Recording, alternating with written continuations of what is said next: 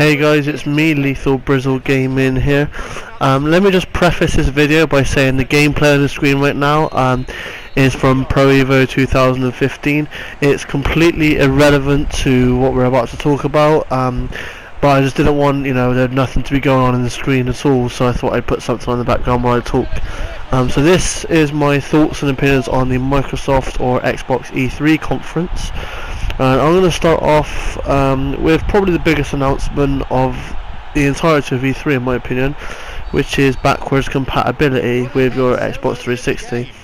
Now this is huge, especially if you're like me, you only own a PS4 right now.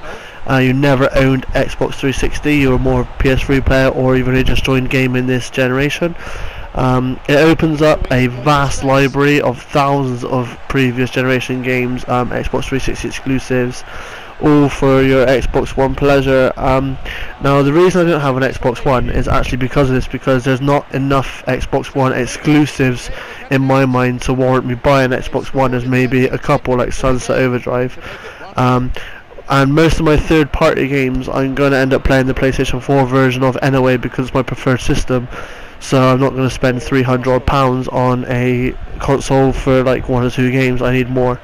Obviously, because I never played 360, this means that there's also a lot more exclusive games that could potentially get me to buy an Xbox One now.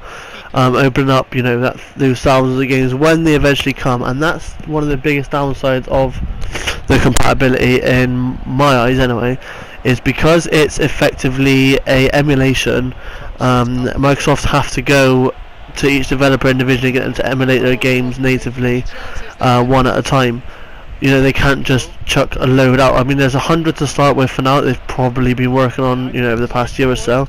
I think it was 100. It might have been 1,000. I'm pretty sure it was 100 in the library to start off with, and then it will just progress one at a time. They're going to add games on there. I don't know if they're going to do like a voting system, or they'll just pick whatever they feel best.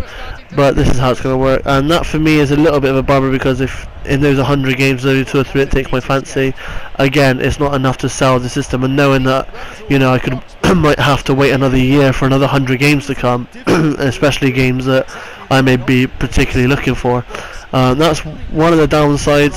But in its favour, it has the fact that you're not streaming the games, they're native. You put your 360 game in if you still own it, or if you want to go out and buy the disc, you put the disc into your console, and it unlocks essentially a digital version of said game. Say for example, the original Mass Effect game, you'd put your Mass Effect disc in, and then it would pop up a little thing saying about getting a digital version, and it effectively unlocks it for you. That's one of the other downsides, is that because the disc works as like a key sort of thing, you have to keep hold of the disc in order to play the game, even after you've already installed it once. So if you were planning on downloading all of your 360 games onto your Xbox One and then trading all your games, for example, that wouldn't work, because you require the disc every time to play the game. Otherwise they are locked without disc. But I think it's a really, really good idea. Like I said, it could be a slow starter, but once it gets going, it could really be something huge for Microsoft. The fact that it's completely free, taken out consideration if you might have to buy the game yourself or whatever, because you don't already own the 360 version. Other than that, it's completely free. They don't charge you for the service, and like I said, it opens up the Xbox One library massively in my opinion. Moving on to the second part of the miscellaneous, if you like, is the Elite controller. Now it doesn't speak to me, because although I'm a hardcore gamer, so to speak, I'm not a hardcore first-person shooter player, or a racing player, or anything like that. Like, I don't play Call of Duty on a competitive level, or like 12 hours of my life, 12 hours of my day. Sorry.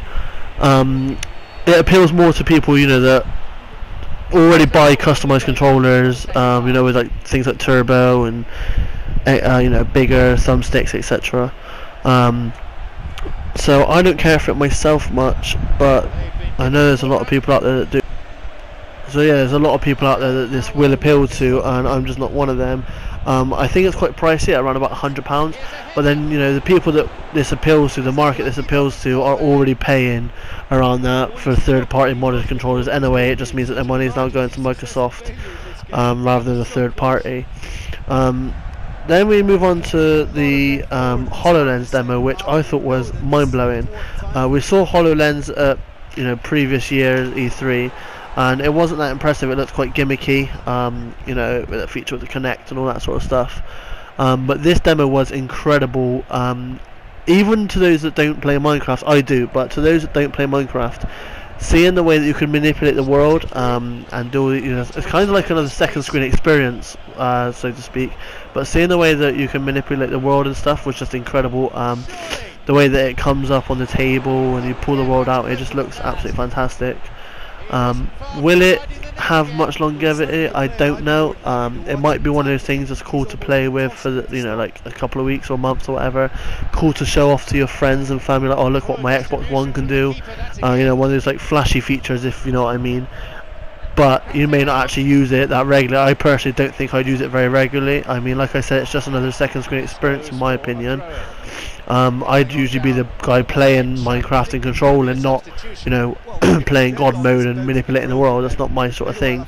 But I can see why a lot of people would use it. Why it it's got a lot of hype around it. I mean, on a technological standpoint, it's just incredible, absolutely incredible that we can, we're now at this point in gaming where we can do things like this. And I remember I used to see like virtual reality in gaming and things like this in movies all the time, when we thought these would be like years away, but we're actually at that point in gaming now where in the next 5 years or so we could generally be virtual reality could be a huge thing, and we could generally be right deep into this aspect of gaming. So I thought the HoloLens demo was cool. It was flashy, but I don't know how much it actually matters, if that makes sense. It's not going to have a huge input and change to the way gaming is, but it's still a really cool feature, and I'm interested to see how it develops. I think that's pretty much all of the miscellaneous stuff from Microsoft's conference that we can talk about. So I'd like to move on to the games now. They started off with Halo 5, which personally I don't really care about Halo. I don't like the franchise. It's never appealed to me. It's just not my sort of game. Well, shooters are, but the Halo world and stuff, just I don't know. There's just something about it that's never really quite had me into it, if that makes sense.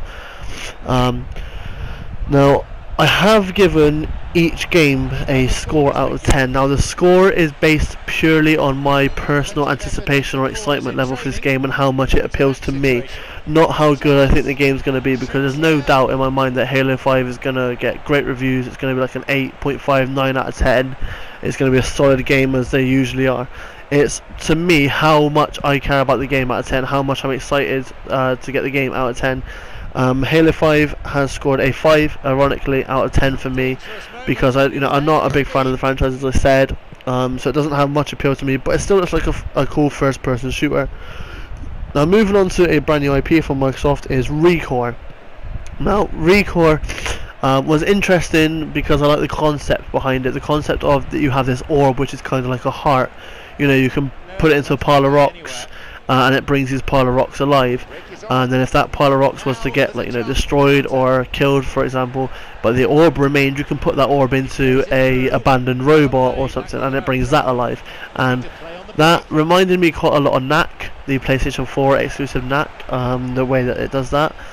And whether the game, how the gameplay is, what sort of game it's going to be, if it's open world, if it's a platformer or what, we are yet to see. From my knowledge anyway, unless I've missed something. It was just, the concept got me quite interested, but because we haven't seen a lot of gameplay from it yet, we don't really know what sort of game it's going to be, I've only given it a 6.5 out of 10 for now. Then we have Plants vs Zombies Garden Warfare 2, which we saw twice at E3, once in Xbox and once at EA's conference, which I will also have a review up soon for. Now, the first Plants vs Zombies Garden Warfare game I only actually got around to playing because it was put on PlayStation 4 for free as part of the 20th anniversary of PlayStation by EA. Other than that, I doubt I'd have ever picked it up because I've just never seen the appeal to the Plants vs Zombies franchise, which is a shame because once I actually played the game, it was insanely fun, but it never had that lasting impact on me. It was fun for for a couple of days, and that was it. I did enjoy it though. I'd be interested to see if there's much change to the sequel, if it's very much the same, just rehashed and chucked out again for a bit more money, like EA tend to do a lot. Not that that's a bad thing, because you know the first, like I said, was fun, but it needs to have something that keeps me coming back. So for now, I've given it a 5 out of 10.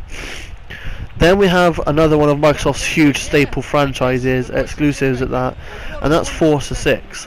Now Forza, I'm not a big racing game fan, so it doesn't have a load of appeal to me, which is why it's got quite a low score. I don't doubt it's going to be a top quality game, especially for, you know, racing simulation, racing sim fans out there. It's the same as, you know, it's not because it's Xbox, because I feel the same about Gran Turismo. I just don't care about these sort of games, and that's why I've given Forza 6 a 1 out of 10. So I don't really want to go into too much detail because I can't speak too much about it, because it's not my sort of game. Then we have Dark Souls 3. Now I've never played in the Dark Souls games before, but I have, however, given a lot of time, not play time, but watch time to the PlayStation 4 exclusive Bloodborne. Now I know that's not a Dark Souls game as such, but it's very much, you know, from the same creators, in the same spirit, the same, you know, the same bloodline as the Souls games. But it is very much one of those games that I think I prefer to watch other people playing it than playing it myself. I don't know if that's because of difficulty level, because I love The Witcher and that's quite a difficult game. I don't know why. I just, you know, like I said, I prefer to play it. I prefer to watch it, sorry. I've never actually watched any of the Souls games before. I'm gonna go back at some point and watch them. If I enjoy watching them, I may, you know, try and maybe play Dark Souls 1 or 2 for a bit, because they're cheap enough to pick up now. And if I can get into it, then, you know, I may well, my interest level for Dark Souls 3 may go up. But as it's a franchise that I'm kind of fresh to, you know, I'm a bit of a Dark Souls virgin, if you like, I've only given it a 4 out of 10 for now. Moving on, we have one of my most anticipated games. I was gutted when it got pushed back, and that is Tom Clancy's The Division. Another game we've seen twice this E3. We saw it at Ubisoft's conference also. It's one of those games that the more and more I see about it, it confirms in my mind that I want this game. There's not much else that they're showing that's much different, apart from, you know, the Ubisoft side of things, where I will talk to you about that in the Ubisoft's video review. But it's kind of like, you know, there's a lot of games like this where the more I see about it, it's like, oh yeah, that's cool, that's more Division, it's more of what I already know I want. So it's not, you know, raising my excitement level as such, because I'm already so excited for it in the first place. As a result, it's got a 7 out of 10. The same applies to the next game, which is Rainbow Six Siege. They just keep showing more of the same thing, you know, my excitement level is already there for that, so I don't need to see much more, and that's why that got a 6 out of 10. But we have seen it twice, so, you know, overall the rating may go up depending what I saw at Ubisoft's conference. Then we had a small little indie section from Microsoft where they showed a few games. I'm going to run these games off quickly, not because I don't care about indie games, because like Valiant Hearts, for example, was one of my favourite games so far this generation, but purely because we didn't see a lot of these games. It was just, you know, quick little, like in like a montage sort of thing. So we got Gigantic, which I give a 5 out of 10. Takuma, which I give a 3 out of 10, Ashen a 5 out of 10, and Beyond Eyes 3 out of 10. All relatively low ratings because we just haven't seen enough of these games to, well, I haven't anyway, to give them, you know, a better, more feedback, so to speak. So if I can see more about these games, I'll look them up on YouTube, see if I can find some more things about these games, and my opinion may change, but none of them stood out or got enough stage time for me to rate them any higher. One that did look really cool was Cuphead. A lot of people are absolutely loving the look of this game. I like it. I wouldn't say I love it. I mean, I originally scored it 2 out of 10 because I actually lost focus during the stream, but I've recently gone back and watched the YouTube trailers and stuff, and that's been bumped up to about a 5 out of 10 because, you know, the art style's cool. You know, I have no doubt it's going to play like a really good platformer. And I'll certainly give it a go, but I'm not super hyped for it, so it's 5 out of 10 for that. Then we have Rise of the Tomb Raider, which is actually one of my most anticipated games after the 2012 reboot, which was my joint favourite game with The Last of Us on PlayStation 3. It was incredible. I thoroughly enjoyed that game. The timed exclusivity is pissing me off a bit because Microsoft haven't actually come out and said how long the timed exclusivity is for. If it's 6 months, I could probably wait as we'll have, you know, for the PlayStation 4 version of that game, because, you know, we'll have Uncharted in the meantime. But if it's like a year or so, then that would go into the category of games pushing me to buy an Xbox One, because I really, it looks more the same of the 2012 reboot, which isn't a bad thing. Like I said, I love that game, so more the same is a bonus for me. So yeah, once we figure out how long this timed exclusivity is for, I'll be able to categorize it. But for now, I've given it a 9 out of 10 because I love the look of this game. Then we saw the Rare replay. Rare came on stage and announced a collection of sorts of their old games. Now, I've never cared much for Rare's games anyway, so this hasn't got much appeal to me. I mean, it's cool to do a collection like the Sega collection we had last generation, but overall, you know, none of the games in there were like jumping out at me like I need to play this game or I want to revisit this game, so I give it a 6 out of 10. Then we saw Rare's new game, which was Sea of Thieves. Now again, Rare as a name doesn't speak a lot to me, which is why I think a lot of hype around Sea of Thieves is coming from for other people, is just because it's made by Rare. Whereas I can look at it freshly, you know, the name doesn't matter, I just care about what the game looks like, and it didn't appeal much to me, so as a result I've only given it a 4 out of 10. Then we move on to Fable Legends, which Fable is another one of those franchises where I just don't really care much for it. You know, I've played it before. I've played like, you know, 2 or 3 hours and thought, it's a good game. It's not really for me. So will I go and pick up Fable Legends? Probably not. Is it something that will, you know, sell an Xbox One to me? I doubt it highly. I know a lot of people will be happy about this though, as Fable is a huge franchise and a lot of people enjoy it. So, you know, fair play to them, but it just doesn't appeal to me, so I've given it a 5 out of 10. Then there was a couple of things that I may have missed, like they were, you know, like games that were shown really quickly, or I just, you know, that part of the stream for me didn't work or whatever. So this is where I hit the end of my list for Gears of War 4, or Gears 4 as it's actually named now. The collection, by the way, which is coming this fall, looks pretty good. I've never played any of the Gears games, and if I had an Xbox One, I would definitely get the collection to jump in. But Gears 4 looks really good, actually, to be honest with you. It is one of the few games, from what I've seen, that are, you know, a system seller, so to speak, for me.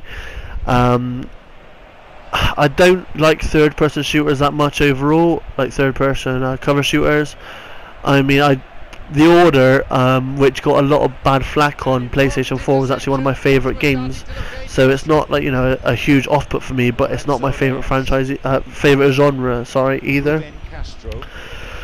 But this, the trailer we saw for it, you know, it looked really good. If I had an Xbox One, which I probably will at that point, I would definitely get it on release. I wouldn't go as far as saying pre-order or anything, but I would certainly get it on release, pay full price for the game. But I'd like to play the collection first to see, because you know, I've seen a lot of Gears. Also, I know Gears is a huge franchise. I know what it's about, but I haven't played it enough myself to really, you know, gather my own personal feeling on the series as a whole. But I gave that a 7 out of 10 because, you know, I thought it was a really good, you know, trailer. The game looked cool, and like I said, I'd buy it on release if I had an Xbox One. So that concludes the conference for me anyway. Sorry if I missed anything out. Overall, like I said, I thought Microsoft had a really cool conference. They had a couple of things in there that they didn't need, like, you know, for the Forza demo when they brought the 4 GT down, that was just showing off how much money they had. You know, it was being a bit flash, and I don't like that sort of thing. But after the way the Xbox One launched and how bad it was and how so many people turned on it, Microsoft are really turning it around. You know, they're getting a lot of people following them again. They're starting to appeal. They're listening to their consumers and appealing to more people. You know, I like that. You know, I mean, like I said, I prefer PlayStation, but competition's only, you know, a good thing. It's going to mean that both PlayStation and Nintendo have to step up as well if Microsoft step up, and they're doing that. They are doing it. This fall they're going to kill it with their exclusive games. I mean, PlayStation doesn't have any exclusives out if you don't count the Uncharted collection. So, you know, I'm overall a great conference. I gave it an 8.5 out of 10. There will be, you know, I'll be moving on to possibly the Sony one next. I'm not too sure. Maybe EA. But yeah, Microsoft's conference was great. If you enjoyed this video, please like, share and subscribe, and peace.